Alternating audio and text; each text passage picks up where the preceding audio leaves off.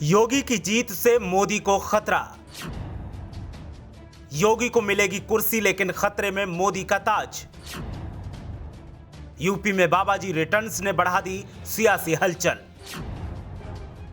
2022 से 2024 चुनाव के समीकरण हो गए साफ। उत्तर प्रदेश में बीजेपी की जीत के साथ ही इतिहास बदल गया। कई रिकॉर्ड टूट गए और कई रिकॉर्ड बन भी गए। योगी की जिद जीत गई और अखिलेश यादव की हेकड़ी धरी की धरी रह गई। कहा जाता है कि उत्तर प्रदेश में कोई भी लगातार 2 बार मुख्यमंत्री नहीं बना और इसी को ध्यान में रखते हुए समाजवादी पार्टी की तरफ से पूरी चुनावी कैंपेन की गई। समाजवादी पार्टी के लोगों ने ख्वाब सजाए कि लखनऊ में अब सीएम का बंगला मिलेगा, सत्ता में हमारी बादशाहत होगी और उत्तर प्रदेश के भविष्य के फैसले हम लेंगे। लेकिन जनता ने मन में कुछ और ही डिसाइड करके रखा था और जब नतीजे आए तो अखिलेश यादव के सपने मुंगेरी लाल के सपने साबित हुए और बीजेपी एक बार फिर प्रचंड बहुमत के साथ सरकार संभालने के लिए तैयार है। इसे मोदी और योगी के तप और बल का प्रकोप ही कहा जाएगा कि जिस बीजेपी के खिलाफ सियासी फजाओं में सुर सुनाई दे रहे थे,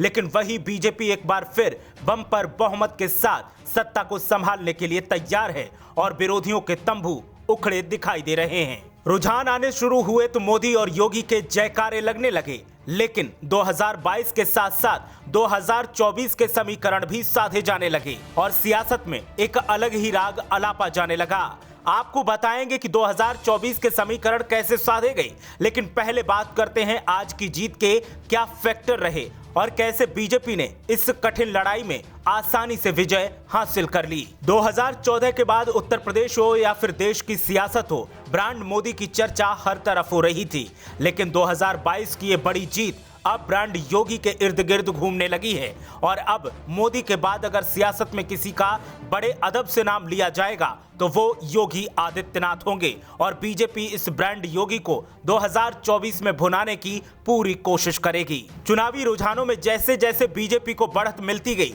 वैसे वैसे योगी आदित्यनाथ की लोकप्रियता में एकदम इजाफा सा भी देखने को मिला। बीजेपी कार्यालय पर मौजूद तमाम बीजेपी कार्यकर्ता जो कभी मोदी का राग अलापते थे, अब उन्हें नया मोदी मिल गया है और मोदी की जगह योगी का राग अलापना शुरू कर दिया है। जिस कार्यकर्ता से पूछा जा रहा था कि इतनी बड़ी जीत की उम्मीद क्या की गई थी, तो उसके मुंह से यही निकलता था कि योगी जी के सुशासन पर आवाम ने मोहर लगाई है और अब योगी जी दिल्ली की रेस में आगे दिखाई देंगे। कार्यकर्ता सिर्फ यहीं तक नहीं रुके, कार्यकर्ताओं ने यहां तक कह दिया कि योगी का मोदी अवतार खुद मोदी ने बनाया है। आपको याद ही होगी शाहजहांपुर की वो रैली जहां पर योगी आदित्यनाथ के सामने मंच पर प्रधानमंत्री नरेंद्र मोदी ने यूपी और योगी बहुत है उपयोगी का नारा दिया था। कार्यकर्ताओं का कहना है कि योगी आदित्यनाथ को अपने बराबर में लाकर खड़ा करने के लिए मोदी ने उन्हें तराशा है, संवारा है और अब सियासत में उन्हें आगे बढ़ाने का काम किया जाएगा।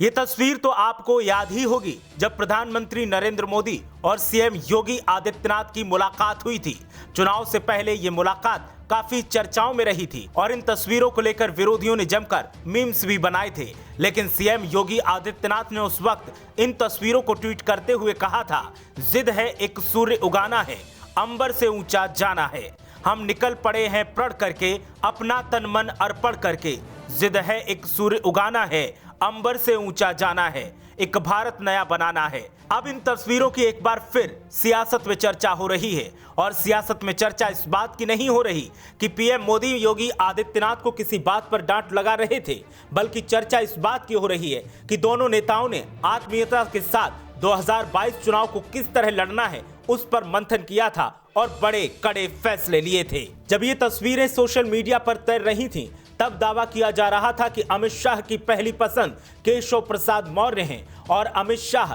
केशव प्रसाद मौर्य को सीएम न बनाए जाने के कारण पीएम मोदी से नाराज हैं, जेपी नड्डा से भी खफा हैं। लेकिन अब इन तस्वीरों के मायने बदल गए हैं और आज के नतीजों ने तमाम कयासों को गलत साबित कर दिया है। योगी आदित्यनाथ ने कहा था कि जिद है एक सूर्य उगाना है, एक भारत नया बनाना है, तो अब भारत को नया बनाने की जिद तो आगे दिखाई ही देगी, साथ ही विकास की सोच को विस्तार देने की भी अब चुनौती है। अब हर किसी के सामने उस सवाल का जवाब भी है कि मोदी के बाद कौन, तो मोदी के बाद कौन? इसका जवाब अब बीजेपी मोदी के बाद योगी के नाम पर देगी और उत्तर प्रदेश के बाद योगी आदित्यनाथ देश की राजनीति का चमकता सितारा दिखाई देंगे। योगी आदित्यनाथ ने उत्तर प्रदेश में विधानसभा चुनाव जो उनके चेहरे पर लड़ा गया, उसमें खुद को साबित कर दिया, अपने नेतृत्व को साबित कर दिया और साथ ही ये भी साबित कर दिया कि वो सियासत के मंझे हुए एक राजनेता हैं जिनके ऊपर उंगली उठाना असंभव है। अब तक जितनी बार भी प्रधानमंत्री के पद के लिए उम्मीदवारों के चयन पर सर्वे किया गया तो पहली पसंद के तौर पर हमेशा प्रधानमंत्री नरेंद्र मोदी ही काबिज रहे, लेकिन दूसरे नंबर पर जब नजर डाली जाती थी तो सीएम योगी आदित्यनाथ हमेशा टक्कर देते दिखाई दिए। अब उत्तर प्रदेश की ये बम्पर जीत सीएम योगी आदित्यनाथ को और मजबूती देगी और प्रधानमंत्री मोदी के साथ वो बराबरी के हिस्सेदार हो जाएंगे और प्रधानमंत्री के तौर पर अब उनको प्रोजेक्ट करने के लिए तमाम बीजेपी के नेता लगातार कोशिशें करेंगे। इसीलिए कहा जा रहा है कि 2022 से 2024 के सियासत के और चुनाव के समीकरण अब साधे जाने लगे हैं। नतीजे आने अभी बाकी हैं, रुझान आ रहे हैं, लेकिन रुझानों के बीच में ही योगी आदित्यनाथ को प्रधानमंत्री के तौर पर प्रोजेक्ट करने के लिए तमाम तरह की बातें कही जाने लगी हैं। इसमें बीजेपी के ही तमाम कद्दावर नेता और तमाम कार्यकर्ता दबी जुबान में आज से ही इस चर्चा को हवा दे रहे हैं। हिंदुत्व के ब्रांड पर आगे बढ़ने वाली बीजेपी को अब योगी जैसे मजबूत, कद्दावर और जिद्दी चेहरे की जरूरत है, क्योंकि योगी आदित्यनाथ स्पष्टवादी हैं, जिद्दी हैं और हठी भी हैं। वो अपनी बात को पूरे जोर के साथ सबके सामने रखते हैं और पीछे न हटने की भी उनकी जिद हमेशा चर्चाओं में बनी रहती है। याद करिए, उत्तराखंड में 2017 के बाद लगातार सीएम के चेहरे बदले गए, लेकिन उत्तर प्रदेश में जब जब सीएम के चेहरे के बदलने की मांग उठी, योगी आदित्यनाथ मजबूती के साथ अपने हक के लिए खड़े रहे और यही वजह है कि योगी आदित्यनाथ बीजेपी में अब जितने भी सियासी नेता हैं उन सब में एक अलग पहचान बनाते हैं और आज के नतीजों से उनका नाम एक बार फिर सियासत में सिरमौर के तौर पर लिया जा रहा है। 2014 से लेकर अब तक बीजेपी पीएम मोदी के नाम पर लोकसभा का चुनाव लड़ती रही है, लेकिन अब सीएम योगी भी इस रेस में शामिल हो गए हैं और उत्तर प्रदेश को केंद्र की सियासत में अहम हिस्सेदार माना जाता है। ऐसे में योगी आदित्यनाथ अब एक मजबूत पहलू बनते जा रहे हैं। वैसे तो उत्तर प्रदेश में कई बार योगी आदित्यनाथ के विरोध में सुर उठे,